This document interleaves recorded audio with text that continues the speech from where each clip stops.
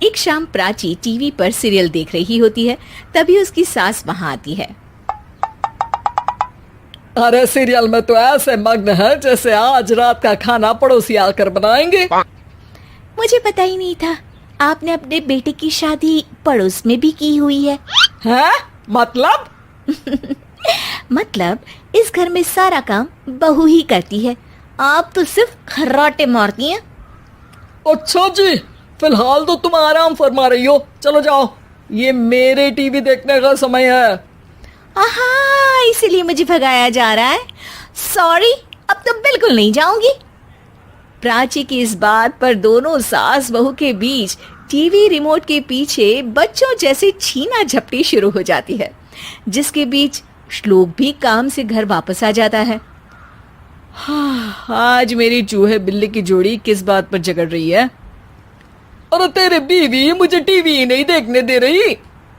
अरे तुम्हारी मम्मी मुझे खाना बनाने के लिए फोर्स कर रही है। अरे वाह, ऐसे बेतुके रीजन पर तो बच्चे भी झगड़ा नहीं करते।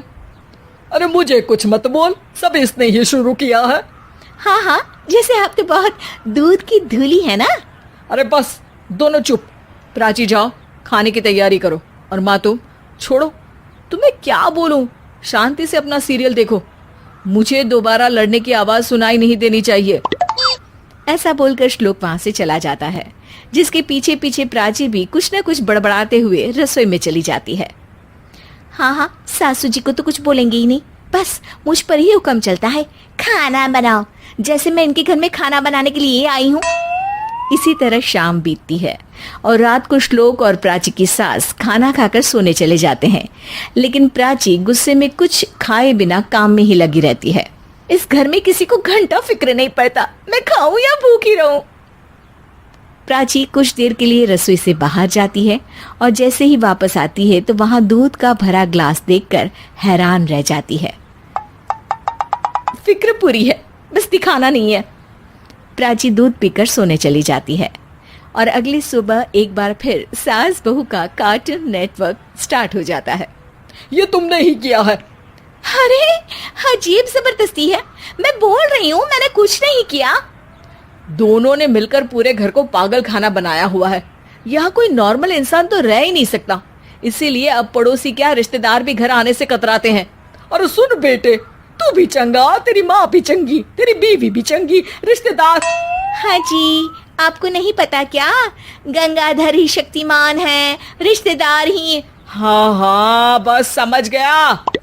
कभी जानवरों जैसे लड़ेंगी तो कभी जुगलबंदी करेंगी। भाई मैं आप दोनों के बीच में नहीं फंसना चाहता। सास बहू की इस मन मौजी जोड़ी से परेशान होकर श्लोक अपना सिर खुजलाता वहां से चला जाता है। चलो अब मैं भी कीर्तन में जा रही हूँ। इस पर जैसे ही सास कमरे में अपना पर्स लेने जाती है तो वहां नाश्ते की प्लेट रखी देख मुस्कुराने लगती है और नाश्ता करके घर से बाहर निकलते हुए कुछ पैसे टेबल पर रख जाती है, जिसके कुछ देर बाद सिलेंडर वाला घर आता है। ओ मोरी मैया, मैं सिलेंडर के बारे में तो बिल्कुल भूल ही गई थी। घर खर्च के सारे पैसे भी मम्मी के पास है और श्लोक से बोला तो उल्टा 4 बात सुनाएंगे। प्राची ये सोच ही रही होती है कि अचानक उसका चेहरा चमक उठता है और वो घर में आकर इधर उधर देखने लगती है। तभी उसकी नजर टेबल पर रखे पैसों पर पड़ती है, जिन्हें वो सिलेंडर वाले को दे देती है। ये सब श्लोक देख लेता है। अच्छा बेटे, इतना बड़ा घोटाला, सबके सामने मैं तेरी दुश्मन और पीठ पीछे तेरी मेरी यारी। इस पर श्लोक एक प्लान बनाता है और शाम को सब एक साथ बैठे होने पर बोलने लगता है। माँ, तुम दोनों की बहुत लड़ाई होती है, इसलिए मैं सोच रहा हूँ कि प्राची को उसके घर छोड़ाऊं, इससे वो भी खुश रहेगी और तुम भी। अचानक श्लोक की ये बात सुनकर सास बहू शौक से उसकी तरफ देखती हैं। अरे ऐसे कैसे घर छोड़ाओगे, मुझे कहीं नहीं जाना। अरे तुमने बोला नहीं पर मैंने सुन लिया, तुम्हें मम्मी के साथ रहना अच्छा नहीं लगता, मुझे पता है। अरे वो, अरे जब बहू खुद कुछ काम बोले तो वो तुझे सुनता नहीं, और अब जो इसने बोला ही नहीं वो तू समझ गया। जब उसे नहीं जाना तो फिर जबरदस्ती क्यों कर रहा है?